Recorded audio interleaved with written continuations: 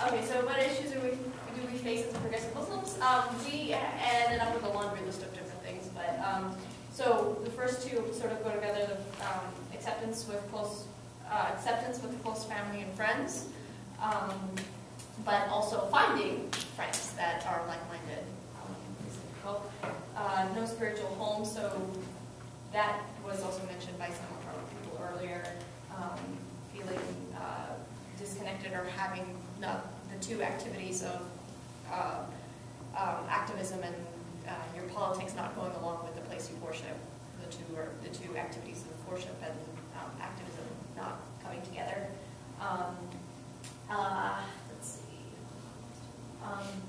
We have more openness to people. I'm not the writer of this. Excuse me. More openness to people who are not Muslim, like having space for our non-Muslim family and friends or partners or whatever to be in Muslim spaces. Racist spaces, so a lot of mosques that we've come across are either segregated or they're just not welcoming of other of multicultural Muslims or even non-Muslims who are of multicultural heritage.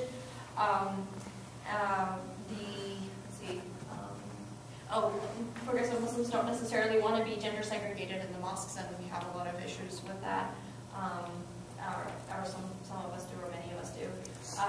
The minority mindset is something that I don't think other people mentioned, is that we often think of ourselves as being this, as being unicorns, and in many cases we are, but to step out of that, we have to also stop thinking like we are unicorns and sort of try to reach out to other people who are probably like-minded but don't necessarily identify themselves or label themselves as progressives, but do subscribe to the many of the politics that MPV might stand for.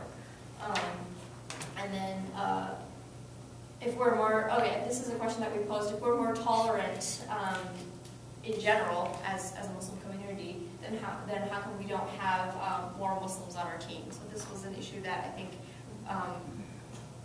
this is not just a progressive Muslim issue or a global, it's also a global issue in the sense that Muslims who feel,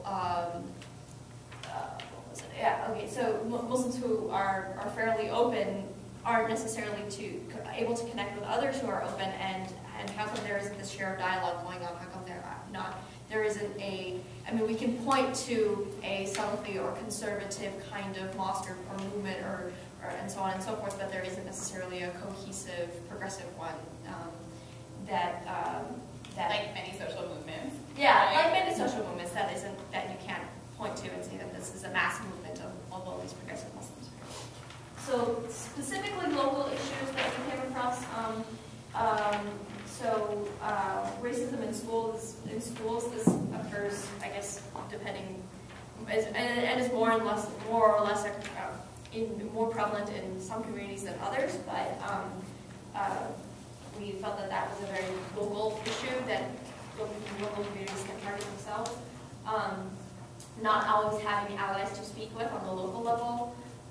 In particular to the Bay Area, there's a lot of homelessness of LGBTQ Muslim youth that become disconnected with their Muslim communities or their communities in general and are in this area. Okay, so the next bullet point is hella disconnected in general. So communities are progressive Muslims are either very localized or only connected through the web. I think Jack already mentioned that. So just disconnected in general. We don't know each other's work. That's an issue with networking. So we're constantly reinventing the wheel, but we are aware of what we're doing. And then on the global level, that applies to the global level as well. The lack of communication. Progressive Muslims across different countries are doing the same things but are not in communication with each other. And there isn't necessarily a global presence or global progressive Muslim movement per se. The global is missing actually or the community is missing in the global progressive Muslims, like-minded people, I guess. The community aspect is missing.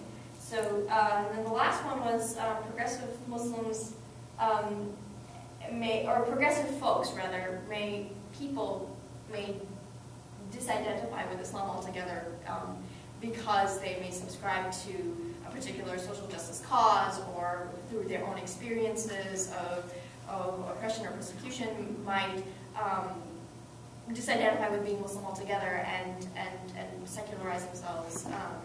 And so that is a sort of a global issue with regard to Muslims finding other Muslims, or Muslims feeling completely disconnected to that, such that they disavow Islam altogether. Oh, keep going. Don't write so much, y'all. So what can MPV do to address these? So the first one is reach out, connect to others and other social movements. And so this can be labor unions. I think Jeff also mentioned labor and employment.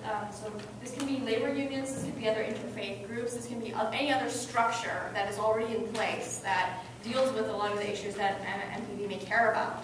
Other progressive Muslim groups. Or other progressive Muslim groups as well, which exist, and they're out there, and we just aren't connected with them. So to build those kinds of alliances with existing structures and not basically making another group or committee to deal with that. Building stronger national group network that sort of goes along with it, and share the resources on the web. So right now the MPV website is pretty good, but a lot of it is a skeleton, and that some of the content that we or the content can be enhanced so that there's more resources available for people who are searching for progressive Muslims that may come across the website from across the country or across the world, and so there would just be more resources available in a centralized location that way. And then we came up with the idea of there could be a potential youth leadership activist camp. So a lot of like-minded Muslims who may or may not be in MPV may come together through MPV putting people in conversation with one another, particularly youth leadership and activists who are doing interesting work, maybe domestic violence, maybe LGBTQ work, maybe our work with LGBTQ communities, maybe interfaith work, whatever. Activists, youth leaders can sort of come together through these networks.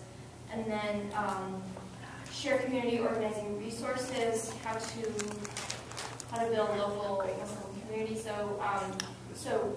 Sorry. Okay, so this one actually was basically sharing kind of like sharing best practices. So whatever has worked in your community to bring your community out of its shell. The example that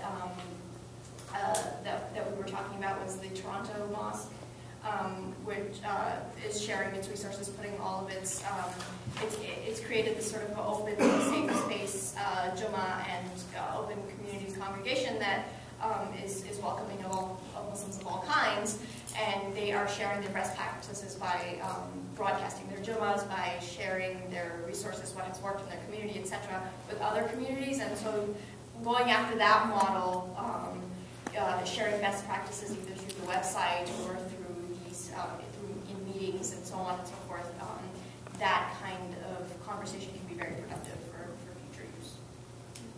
If anyone wants to check out that masjid, it's Masjid Tawheed, and you can find out more about it on Facebook. Thank you. Thank you, Group 4.